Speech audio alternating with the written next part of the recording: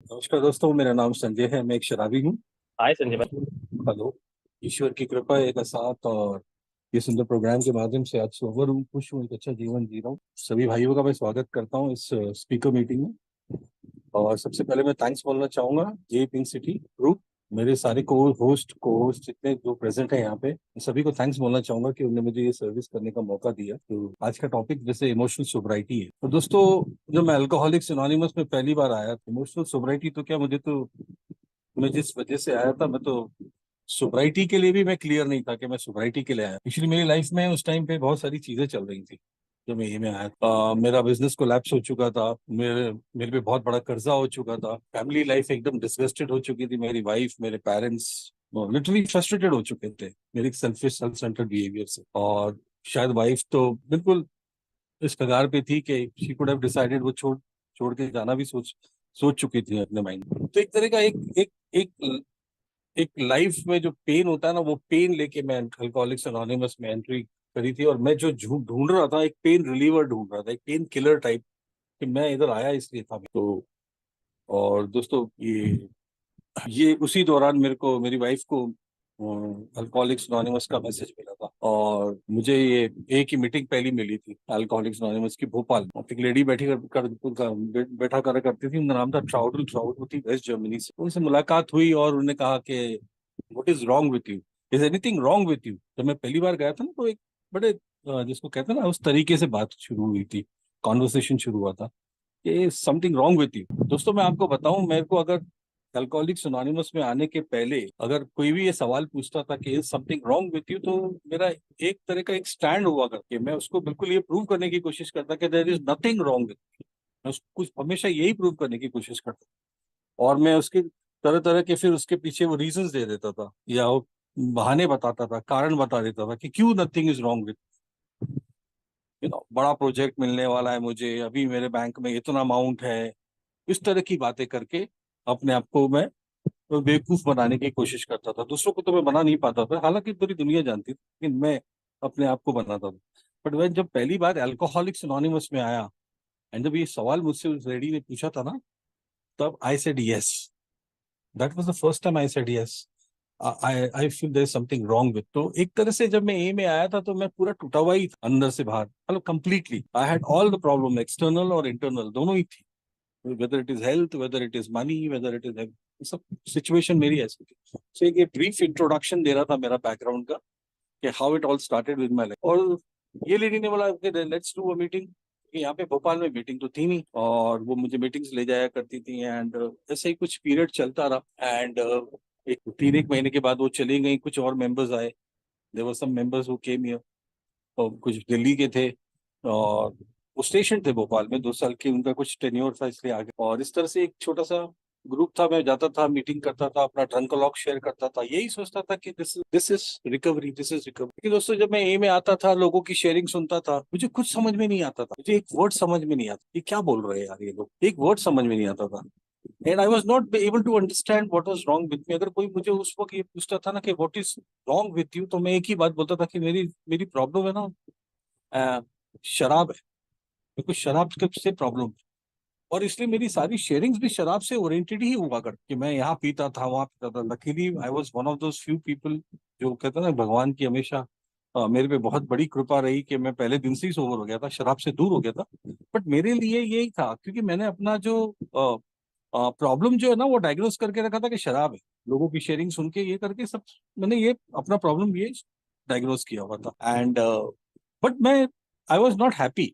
मेरा माइंड सुबह से लेके शाम तक चिंता में रहता था, अनकंट्रोलेबली चलता था, रेस करता था, कंटिन्यूस सुबह शाम चलता था। एंड इसी दौरान सारी बातें सुनने मिलती थी, स्पॉन्सर्स की बातें सुनने मिलती थी कि स्पॉन्सर्स ले लो, ये करो, और एंड तो प्रोग्राम करो, स्टेप वर्क करो, ये सारी बातें सुनता था मैं। बट एक शब्द समझ में नहीं आता था दोस्तों। सच बता रहा हूँ, जो इधर शेयरिंग में होता था। एंड मैं ये क्यों बता रहा हूँ, क्योंकि अगर आप अपना प्रॉब्लम गलत डायग्नोस करते हैं ना, तो फिर आप गलत सोल्यूशन भी उसका समझेंगे। आपको ये लगेगा कि आपका प्रॉब्लम शराब है, जब शराब छूट जाएगी तो सब ठीक हो जाएगा। This is what you make a solution in your mind. मैंने वो बनाया हुआ था, अगर शराब छूट गई है ना, तो सब ठीक हो जाएगा।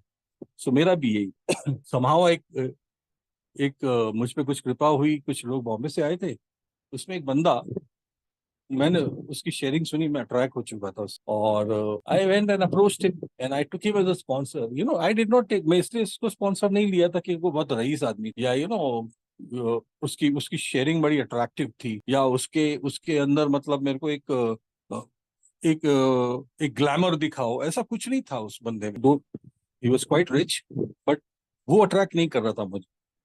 जो जिस चीज ने मुझे उसके अंदर उस बंदे में अट्रैक्ट किया था वो ये था कि this man was full of wisdom and truth. ये सच्चाई से भरा हुआ और विजडम से भरा हुआ इंसान था। बट सबसे बड़ा काम जो वो मेरे लिए कर रहा था, मेरे जीवन में कर रहा था, वो ये था कि वो एक ट्रांसलेटर बन गया था मेरी लाइफ में। वो क्या करता था, वो अपनी विजडम और ट्रूथ के लेवल से नीचे उतर के बेवकूफियों के लेवल से मुझे जवाब दिया करता था। और मेरी लैंग्वेज, क्योंकि आप लोग जो टर्म्स यूज कर रहे थे, आप लोग जो लैंग्वेज यूज कर रहे थे, वो तो मेरी समझ के बाहर थे ना। अब जैसे कोई मीटिंग में मैं शेयरिंग सुनता था, आज मेरी वाइफ पे मुझे रिसेंटमेंट आ गया, अब वो रिसेंटमेंट वर्ड आ गया, और मैंने रिसेंटमेंट में आके मैंने उसके साथ खूब गाली गलौज कर ली, या वो जो भी कर ली, तो मैं उसको जाके बोलता था, यार इसका मतलब क्या निकलता है, मैंने तो ये बहुत बार किया है, ये क्या है? तो वो मुझे बताता, that means you are idiot.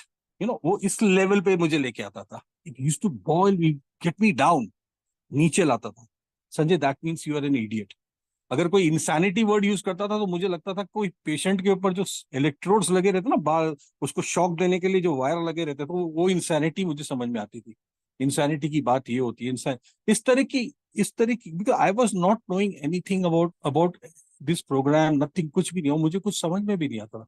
But ये आदमी, वो ट्रांसलेटर का काम, and he used to come down to that level. वो अपनी सारी ट्रुथ और विजडम से नीचे उतर के उस लेवल पे आके मुझे मेरे लेवल पे समझा। अगर मैं उससे ये कहता था ना कि मेरी मदर मुझे नहीं समझ पाती यार, बिल्कुल भी, उनसे हमेशा मेरा झगड़ा होता रहता है, कैसे चलेगा, मेरी रिकवरी कैसे होगी? तो वो बोलता था कि Sanjay, the reason you have, तेरा जो स्ट्रेन रिलेशन है ना अपनी मदर से, वो इसलिए नहीं है कि तेरे को एक गलत मदर मिली है, या एक अच्छी माँ नहीं मिली है। It is because your mother has got a very wrong son, एक गंदा बेटा मिला है उसको। ये इसी, he did not care for my feelings. मैं खुद अपने आप को कोड़े मार रहा हूं बैठ के अपने दिमाग में, अपने आप को रोज सुबह शाम मेरा दिमाग अपने सेल्फ पिटी में चलता था, लेकिन इस इंसान ने मेरी फीलिंग्स का केयर नहीं करी। He told me the truth, मेरे लेवल पे आके मुझे सच बोलता था वो आज, because your mother has got a very bad, इसलिए तेरे रिलेशन खराब है। You know why? बिकॉज मैं अपने आप पे, ताकि मैं उस ट्रुथ को एक्सेप्ट कर पाऊं और अपनी लाइफ अपने आप पे काम करूं, this was the reason. And ये वो बंदा इसमें का था। तो ये आप लोगों की सारी बातें करता था, आप सुनता था, मैं शेयरिंग सुनता था, एंड दैट ऑल प्रिपेयर्ड मी, ये सारी चीजें मुझे प्रिपेयर कर रही थी स्टेप वन के लिए। एंड मैं अपने स्पॉन्सर के साथ बैठा और अपना बिग बुक लेके मैं उनसे, मुझे बॉम्बे जाना पड़ता था, मैं बिग बुक लेके उनके सामने बैठा हुआ। मीनवाइल मेरे स्पॉन्सर वो थे कि उनके उनके पास उस टाइम पे वो जो इन चार्ली की टेप्स भी थी, तो मैं उनके घर में जाके वो भी कभी कभी सुनता था। But we started the big, हम लोगों ने बिग बुक स्टडी भी स्टार्ट करी। एंड जितना याद आ रहा है दोस्तों, मैं उसको ही बता पाऊंगा, तो कुछ, क्योंकि क्या है, ये मेरी ऑटोबायोग्राफी तो मैं 40 मिनट, ये नहीं है, ये तो मेरा एक नैरेटिव ही दे सकता हूँ मैं, ये 20 25 30 मिनट में। तो जो याद आ रहा है ना ग्लिम्पसेस मुझे, वही मैं आपसे शेयर कर रहा हूँ। तो हमारी शुरू हुई, और तब मुझे रियलाइज हुआ कि मेरा प्रॉब्लम अल्कोहल नहीं है, इससे अल्कोहल से कहीं ज्यादा है। There is something more sinister, बहुत कुछ इविल बहुत अंदर मेरे चल रहा है, विच इज मच, बहुत ज्यादा डेंजरस है अल्कोहल के प्रॉब्लम से भी। And that was alcoholism.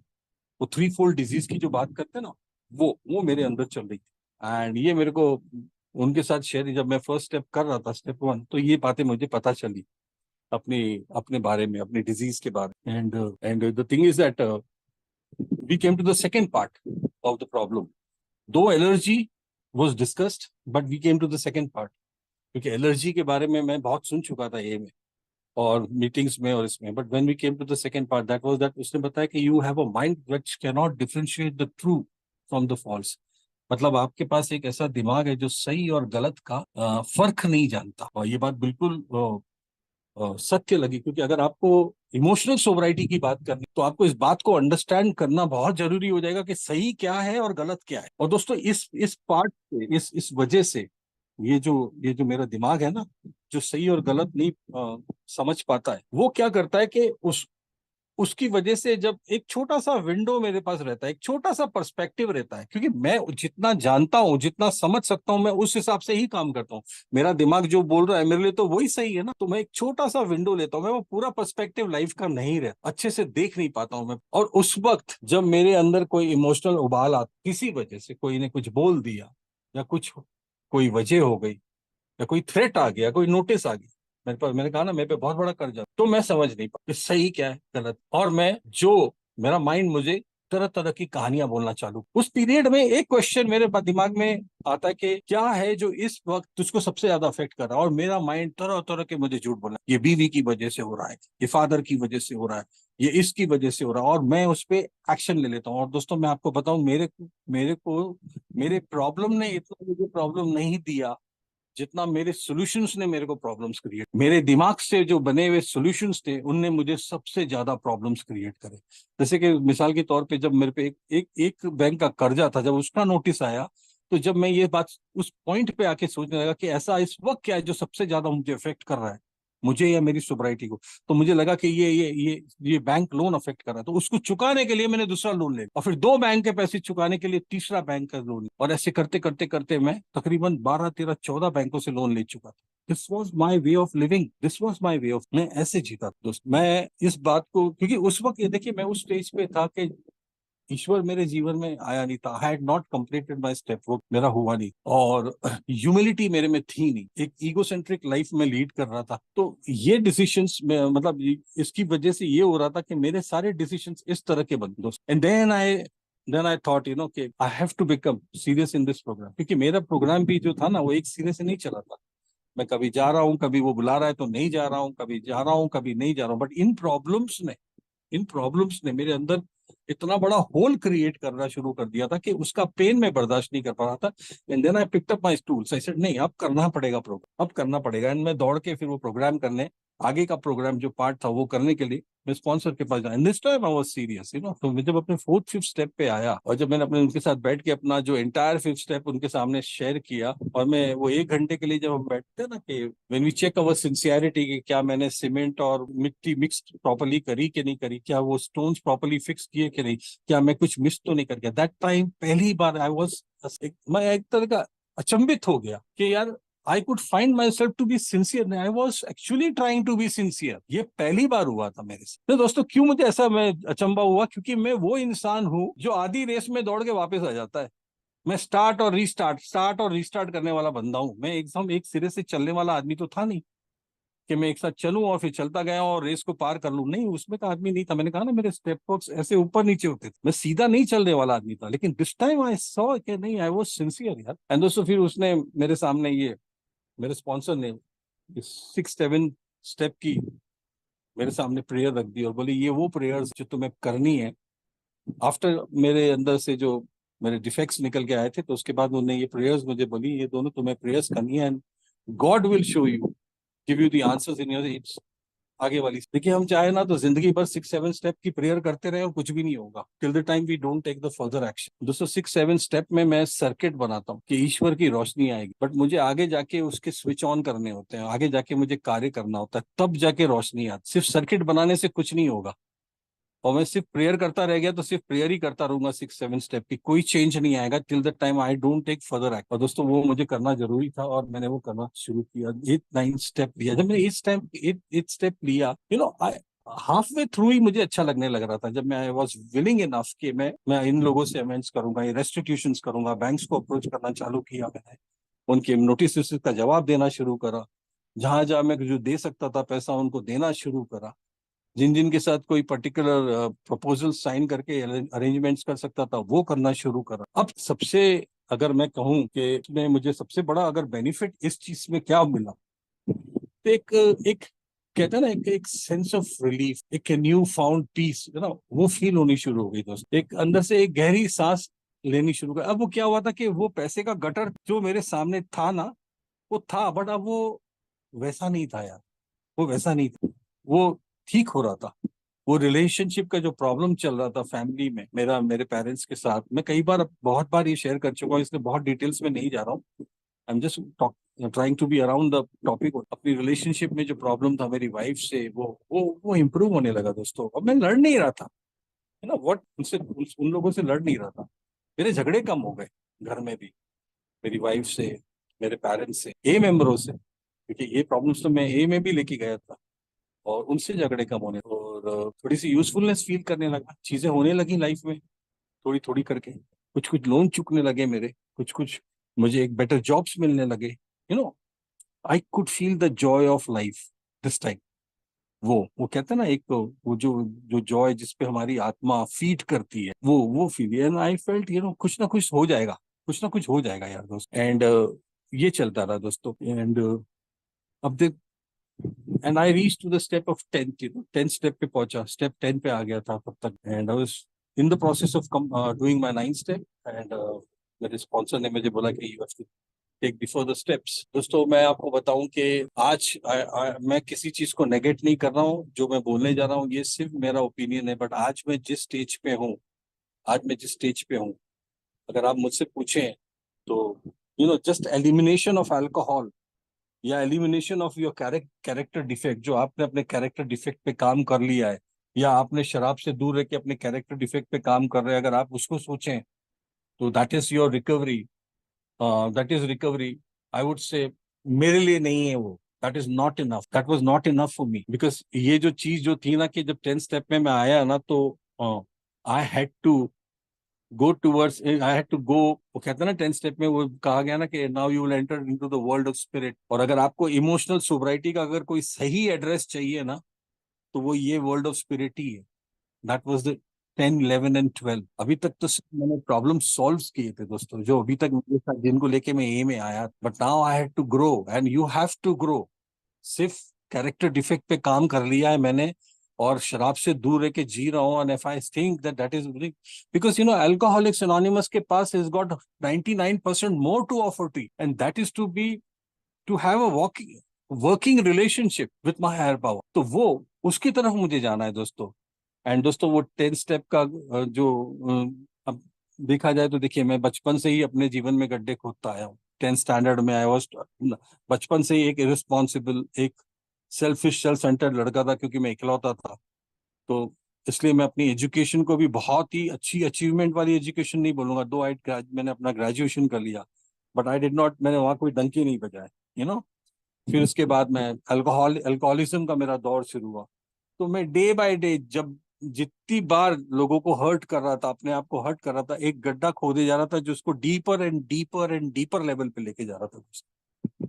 और जब ए में आने के बाद भी, जब मैं सोब्राइटी में था, मेरे ईगो की वजह से, मेरी प्राइड की वजह से, और मेरी सेल्फ विल की वजह से मैंने लोगों को हर्ट किया, और वो गड्ढा deep and deeper and deeper होता गया दोस्तों। मैं उसमें उसमें धंसता जा रहा था। और ये जो स्पॉन्सर की बात कर रहा हूँ, जो मेरे जीवन में आया, वो वहीं से गुजर रहा था, और उसने बोला तो बाहर निकलना है, और मैंने उसका एकदम हाथ थामा था, लाइक कि जैसे एक मरता हुआ आदमी, डूबता हुआ आदमी कैसे पकड़ लेता है लाइफ जैकेट को, ऐसे पकड़ा हुआ था। एंड ही सेड के हाथ में फावड़ा लेके गड्ढा खोद रहा था और बाहर मलबा फेंक रहा था खुद के लिए। जिंदगी भर यही काम किया है मैंने। And then he said then let us work the steps. तो उस वक्त मैंने जब अपना 4th 5th लिया था, तो उसके सामने मैंने हर वो चीज, जो कचरा मैंने जो निकाल के फेंक रहा था ना, सारी चीजें उसके सामने शेयर करी दोस्तों, सारी चीजें। तो उसने बोला, ये जो तूने कचरा निकाला है ना, उसको थोड़ा सा एनालाइज कर। और दोस्तों आप मानोगे नहीं कि वो जो कचरे में था ना, तो I don't want to use that Hindi word, इसलिए मैं उसको इंग्लिश वर्ड यूज कर रहा हूँ, कि उसमें सिर्फ मैन्योर, गू जिसको कहते हैं ना, वो भरा हुआ था।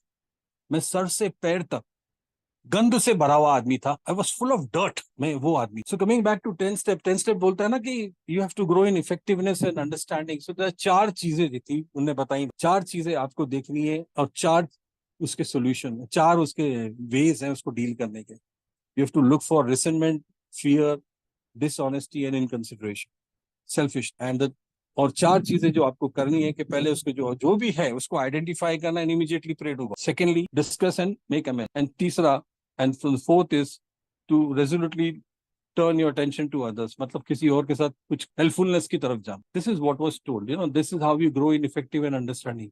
अब उस वक्त जब मैं नया नया था, तो मेरे लिए 10 step used to be like, अगर सुबह 9:20 पे मेरे को किसी से गुस्सा हो गया, मेरे पिताजी से झगड़ा हो गया, तो उस गुस्से को लेके मैं रात के 11 बजे तक बैठता था, और फिर वहां बैठ के वो अपने 4 कॉलम बनाता था कि मेरे पिताजी पे मैं गुस्सा हूँ, कारण, फिर क्या अफेक्ट हुआ, फिर I used to do that. I said ना, this is not enough. What we were trying, मैं जो ट्राई कर रहा था, I had to grow in effectiveness and understanding, and my code was love and care. तो मुझे love और care की तरफ ग्रो होना था basically, and this was just mechanics जो मैं कर रहा था, जो रात को बैठ के करता, वो सिर्फ मैकेनिक्स थी, और प्रेयर मारता था और सो जाता था। Very good, very good, I am telling you, मैं किसी चीज को नेगेट नहीं कर रहा हूँ।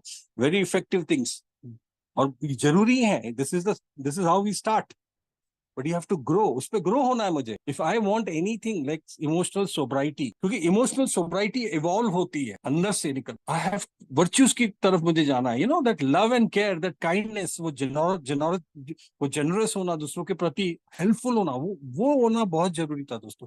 मेरा एक बंदा है जिसके साथ मैं काम करता हूँ, and is a very good badminton player, बहुत अच्छा बैडमिंटन प्लेयर है। तो वो, उसके साथ जब भी ये इशू होता है, तो अगर वो कोई मीटिंग जब वो आइडेंटिफाई करता है, फिर वो मुझसे फोन करता है, मुझसे बात करता है, एंड देन व्हेन मैं कहता हूँ ना, रेजिट, आप अपना अटेंशन किसी और तरफ जाना डालना है, या हेल्पफुलनेस की तरफ, तो वो क्या करता है, उसको अगर मीटिंग नहीं मिलती है या ऐसी कोई चीज नहीं मिलती, वो क्योंकि अच्छा बैडमिंटन प्लेयर, वो अपनी बेटी को बैडमिंटन सिखाने बैठ जाता। अब दोस्तों आप बोलोगे ये तो आपकी बिग बुक के करिकुलम में आता ही नहीं है, ये अल्कोहलिक्स अनोनिमस थोड़ी है बैडमिंटन सिखाना। दोस्तों अगर मैं आज आपको ये सवाल, आप बोलोगे ना कि ये थोड़ी है, लेकिन ये सवाल आप उस बंदे से जाके जब पूछोगे ना, तो बोलेगा ये मेरे लिए यही अल्कोहलिक्स अनोनिमस, मैं अपने डिफेक्ट्स में जीना नहीं चाहता, I have to go into helpfulness. उस बच्ची से अगर आप पूछोगे ना कि व्हाट इज ए, तो वो बोलेगी this is Alcoholics Anonymous, to become loving and caring, to be kind towards others, to grow in in in God's eyes, मतलब ईश्वर की नजर में मुझे ग्रो होना है। See, I am not here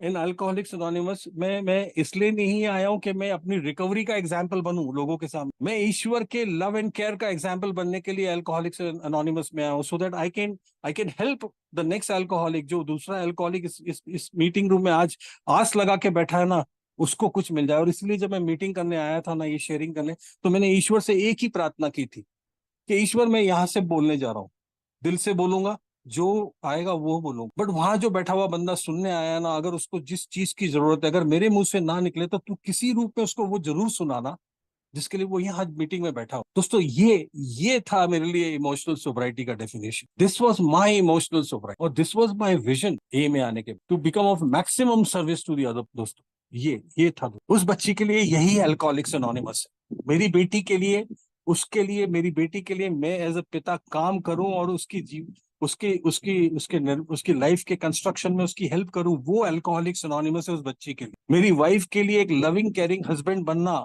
जरूरी था मुझे, वो आपसे सीख रहा हूँ ये सारी चीजें, क्योंकि मेरी वाइफ के लिए वो अल्कोहलिक्स अनोनिमस है। वो किसी दिन झगड़ा हो जाता था, तो गुस्से में मेरी वाइफ मुझसे कहती थी, आप ये मेंबर थोड़ी, ये कोई ये अल्कोहलिक्स अनोनिमस। दोस्तों this is Alcoholics anonymous for them. कौन सा ईश्वर बोलता है यार कि आप 12 कदम करो, उधर जाके शेयरिंग करके आओ, बिंग स्पीकर की शेयरिंग करके आओ, और बाद में उस रात को जाके वाइफ से झगड़ा करो?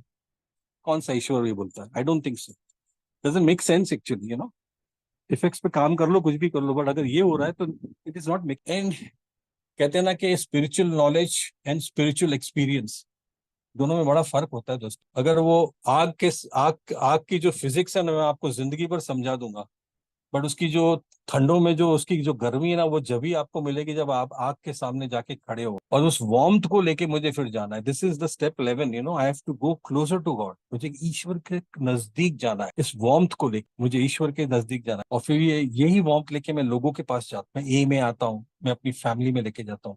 आई have to I have to make a conscious contact with my higher power through these prayers, through these meditations. I will not take much of your time. काफी टाइम भी just to conclude, I would say that I found emotional sobriety works only on these 3 rules.